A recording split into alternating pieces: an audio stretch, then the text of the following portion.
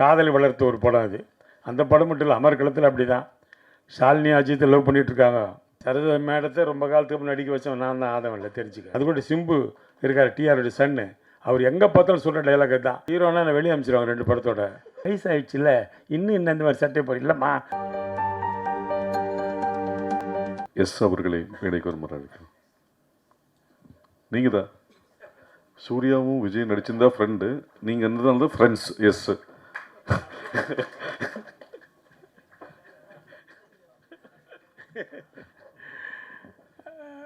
அனைத்து ஊடக நண்பர்களுக்கும் எல்லாருக்கும் என்னோடய மனமார்ந்த நன்றியை முதல்ல தெரிவிச்சுக்கிறேன்.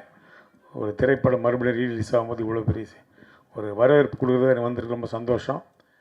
ரொம்ப அற்புதமான ஒரு படம் இது. நிறைய விஷயங்கள் சொல்கிறதுக்கு இருக்குது.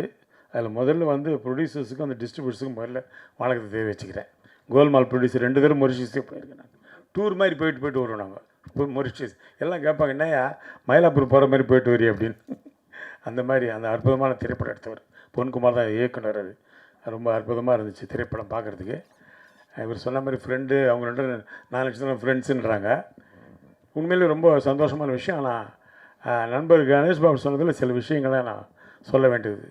சித்திக் சாரை பொறுத்த வரைக்கும் ஒரு டைலாக்குள்ளே வெளி டைலாக் எழுத விட மாட்டார்.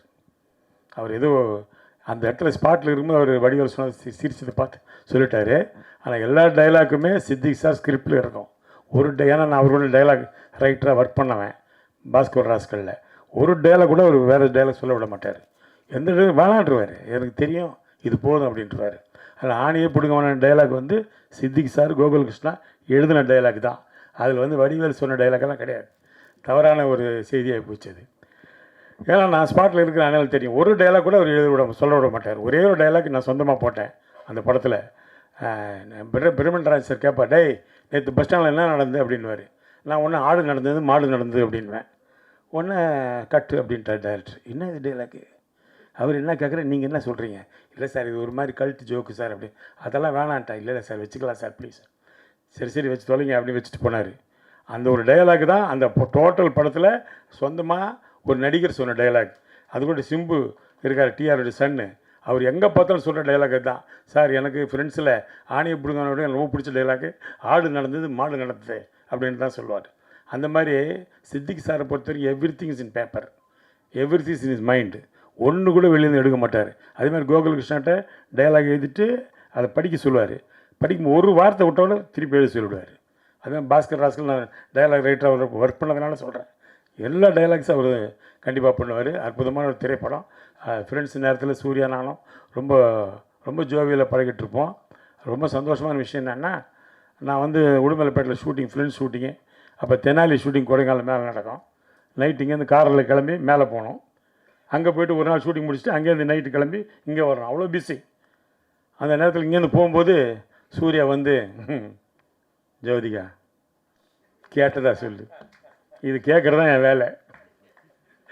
உடனே நான் அங்கே போய், madam Surya about you asking, எனக்கு பாதி இங்கிலீஷ் தான் தெரியும் சொல்லி முடிச்சு அவங்க எஸ் தேங்க்யூ அப்படின்வாங்க. மறுபடியும் போகும்போது என்னை பற்றி சொல்லுங்கன்னு நான் கீழே வந்தேன்ப்பா தங்கச்சி ஒன்று கேட்டதுப்பா அப்படின்னு. பயங்கர சந்தோஷம் 2 பேருக்கும். இவங்களோட தூது போயிட்டு வந்து வேலையை ஆரம்பித்தேன். வேறு அதை விட பெருசாக ஒன்றும் அதில் சாதிக்கிறதுக்கு இல்லை. அப்படி காதலை வளர்த்த ஒரு படம் அது. அந்த படம் மட்டும் இல்லை, அமர்க்களத்தில் அப்படி தான். ஷாலினி அஜித்தை லவ் பண்ணிகிட்ருக்காங்க. எனக்கு தெரியாது. நான் உட்காந்து அட்வைஸ் பண்ணிகிட்ருக்கிறேன் அஜித்துக்கு. அஜித் சினிமாவில் இருக்கிற யாரையும் லவ் பண்ணி கல்யாணம் பண்ணாத, நான் ஃபேமிலிக்காக லவ் பண்ணி கல்யாணம் பண்ணேன், புரியுதா? ஏன்னா சினிமா அப்படி இப்படின்னு அப்படியே அதை வந்து ஸ்டரன் சார் டைரக்டர் அவர் இதில் பார்க்குறாரு மானிட்டரில். என்ன அவன் சீரியஸாக பேசிகிட்டு இருக்கிறான், வாங்க அப்படின்னு கூப்பிட்டாரு. என்ன பண்ணுறீங்க?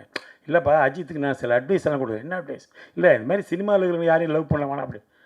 பாவி ஷாலினி லவ் பண்ணுறாங்க, அடுத்த மாதம் கல்யாணம், உனக்கு படம் வேணுமா வேணாமா இதோட போகிறேன் மிரட்டினார். அத்தோட வாயை முன்னோன்னா நான் பேசவே இல்லை அதுக்கப்புறம்.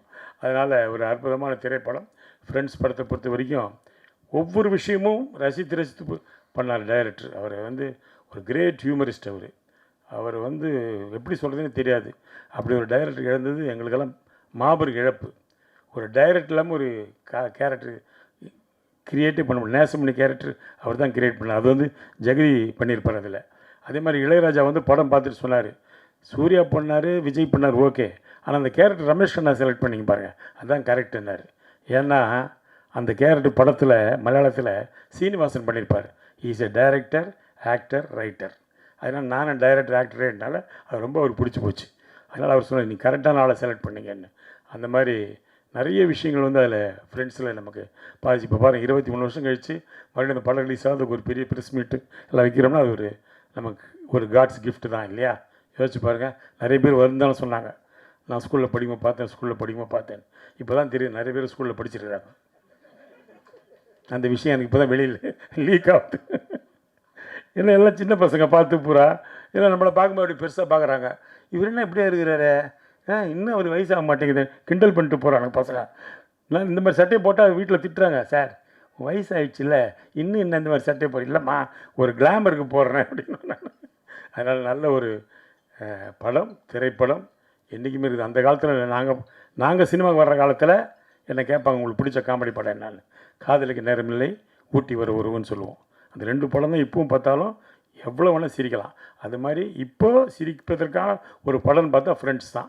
இப்போ நான் ஷூட்டிங்லாம் போகும்போது எங்களை வெளில அவுட்டோர் போகும்போது கேட்பாங்க, என்ன சார் ஒரு காமெடி படம் பண்ண மாட்டேன்றீங்களே சார், சிரித்து ரொம்ப நாளாச்சு சார், தியேட்டருக்கு வந்தால் அப்படியே ஏன் சார் உயிர் எடுக்கிறீங்க? நான் சொன்னேன், அப்படி தான்ப்பா ஆகிப்போச்சும்மா, மாறி போச்சு. ஏன் சார் நீங்கள் டைரக்ட் பண்ணக்கூடாதுன்னாங்க.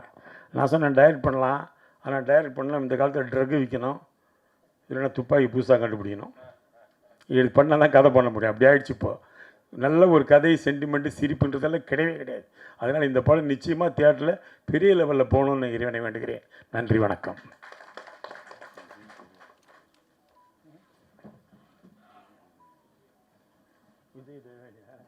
அது சொல்லணுன்னா நிறைய விஷயம் இருக்குது. இந்த கடிகாரம் உடைக்கிற சீன் இருக்கு இல்லையா, அந்த சீனில் கடிகாரம் உடைச்ச உடனே விஜயோ சூர்யாவோ சிரிச்சிடுவாங்க, அவ்வளோதான். அது மறுபடியும் அசம்பிள் பண்ணுறதுக்கு கிட்டத்தட்ட ஒரு 1/2 அன் ஹவர் ஆகும். மறுபடியும் எடுத்து மறுபடியும் ரெடி பண்ணி போட்டோன்னே ஐயோ பிடிக்கலன்னா டம்மல் உடஞ்சோன்னு சிரிச்சிடுவாங்க. இப்போ கூட படம் பார்த்திங்கன்னா விஜயும் சூர்யாவும் அப்படி திரும்பி நின்று சிரிச்சிட்ருப்பாங்க பார்க்குறதுக்கு. அதனால் அந்த படம் அந்த ஷாட்டுக்கு அவ்வளோ நேரம். அதே மாதிரி வடிவேலுக்கு தலையில் சுற்றி போட்ட ஷாட் ஒரு காமெடி. அது ஒரு சாஃப்ட் வுட்டு தான், தலையில் போட்டால் வலிக்கும், லைட்டாக போட்டாலும் வலிக்கும்ல. டைரக்டர் டைலாக் ஆகிட்டார் கோகுல் கிருஷ்ணா, நடு மண்டல் நச்சுன்னு போட்டான்னு. அது நடு மண்டல் விட மாட்டேங்குது, இங்கே விழுது இங்கே விழுது இங்கே விழுது. அவன் வடிவேல் கேட்குறான், டேய் என்னடா வேணுன்ட்டே பண்ண, டேய் நானா பண்ணுறேன், அது தானே அப்படி உழுதுப்பா, அது சாஃப்ட் வுட்டு, வெயிட்டான டக்குன்னு போவோம், இது சைடில் போகுது. அது மாதிரி நடந்தது. அதேமாதிரி விஜய் சார் வந்து ரொம்ப அற்புதமாக பழகுவார். அந்த இதில் ஷூட்டிங் வர்ற வரைக்கும் எங்களுக்கு தெரியாது. நம்மளாம் போய் முதல்ல டைலாக்கெல்லாம் கேட்டுக்கிட்டு அப்படி பண்ணிவிட்டு இப்படி பண்ணிவிட்டு என்னமோ அதை ப்ரிப்பேர்லாம் பண்ணிகிட்ருப்போம்ல, அவர் அதெல்லாம் பண்ண அப்படி சைலண்ட்டாக இருப்பார். வந்து ஸ்பாட்டில் நடித்தார்னா அற்புதமாக நடிச்சுட்டு போயிடுவார். அது எப்படி தான் அவருக்கு வரதா தெரியல. அவர் அந்த பான் கிஃப்ட்டுன்னு நினைக்கிறேன் அவருக்கு. அதே மாதிரி ஆமாம், பான் கிஃப்ட் அவருக்கு. அதே மாதிரி டப்பிங் கூட சரி, நான் போனால் ஒரு டப்பிங் வந்து ஒரு லூப் வந்து ஒரு 4 தடவை பேசுவேன். ஆனால் அவர் அப்படி இல்லை, ஒரே தடவை பார்ப்பார், கரெக்டாக பேசுவார் டப்பிங்கை. அவர் எக்ஸ்ட்ரானரி ஆர்டிஸ்ட் டப்பிங். அவர் எனக்கு தெரிஞ்ச நடிகர்கள் சிவாஜி கணேசன் மட்டும் தான் அப்படி பேசியிருக்காரு. அவர் மட்டும்தான் ஒரு தடவை போட்டுட்டு அப்படி பார்த்தாருன்னு வச்சுங்களேன், போடுறா ரீலன்னுவார், போட்டால் படைப்பாடலாம் போட்டார்னா ஒரே டைம் தான் கரெக்டாக பேசுவார். அது மாதிரி விஜய் அவ்வளோ அற்புதமான ஒரு நடிகர், அற்புதமான கேரக்டர். அதே மாதிரி ஒரு பந்தாலாம் கிடையாது, எங்களோட ஜாலியாக உட்காந்து பேசுவார், சந்தோஷமாக இருப்பார்.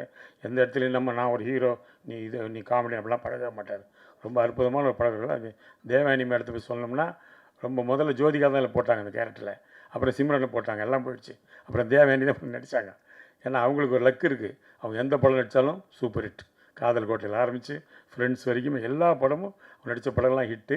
அதனால் ரொம்ப அவங்களும் இந்த படத்தில் பெரிய பங்காயிட்டிருக்கு. அந்த கோபம் படுற சீன்லாம் இந்த பாட்டு பார்த்துருப்பீங்கள, அந்த டென்ஷன், அந்த சாங்கை அதெல்லாம் ரொம்ப அற்புதமாக பண்ணியிருப்பாங்க. அவங்களுக்கு என்னுடைய வாழ்த்துக்களை தெரிவிக்கிறேன். நன்றி. சொல்லணும்னு நினச்சா மறந்துட்டேன். இந்த படத்துக்கு வந்து அப்பச்சன் ப்ரொடியூசர் ரொம்ப சாஃப்ட் நேச்சர், எந்த விதமான பிரச்சனையும் இருக்கிறாரு. சித்திக் சார் படம் எடுத்துனே இருப்பார், நம்ம அப்பச்சன் சார் என்ன சார் இவ்வளோ நாள் எடுக்கிறாரு நீங்கள் ஒன்று, அது எடுக்க நல்லதானே, படம் நல்லதானே அப்படி சொல்லிட்டு இருப்பார். அவருக்கு ரொம்ப தேங்க்ஸ் சொல்லணும். அதோட முக்கியமாக இதில் வந்து எக்ஸிக்யூட்டிவ் ப்ரொடியூசர் மாதிரி ஒர்க் பண்ணவங்க சரிதா மேடம். டோட்டலாக எல்லாரையும் கண்ட்ரோல் பண்ணுறது அவங்க தான். ஆர்டிஸ்ட் டேட் வாங்குறதாகட்டும், ஃபிக்ஸ் பண்ணுறதாகட்டும், எதாவது பிரச்சனைனா சால்வ் பண்ணுறதாகட்டும், எல்லாமே இந்த படம் முழுமையாக அடைகிறதுக்கு காரணம் சரிதா மேடம். அவங்களுக்கு என்னோட தேங்க்ஸ் தெரிவிக்கிறேன். ஏன்னா அவங்க தான் என்னை கூப்பிட்டு இந்த படத்தில் நடிக்கிறதுக்காக கம்பல் பண்ணவங்களும் அவங்க தான். சரி ஓகே அப்படின்னு சொல்லி அவங்க ஃபிக்ஸ் பண்ணவங்க அவங்க தான். அதனால் சரிதா மேடத்துக்கு எனக்கு ஸ்பெஷல் தேங்க்ஸ்.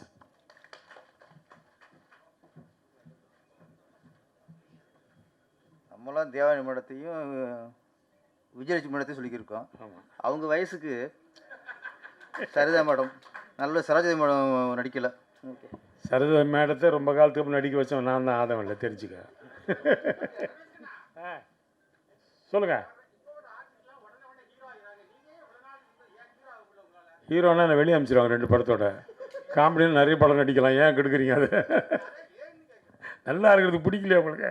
பையன் என்ன ஏன்னா இப்படி பண்ணுறீங்க?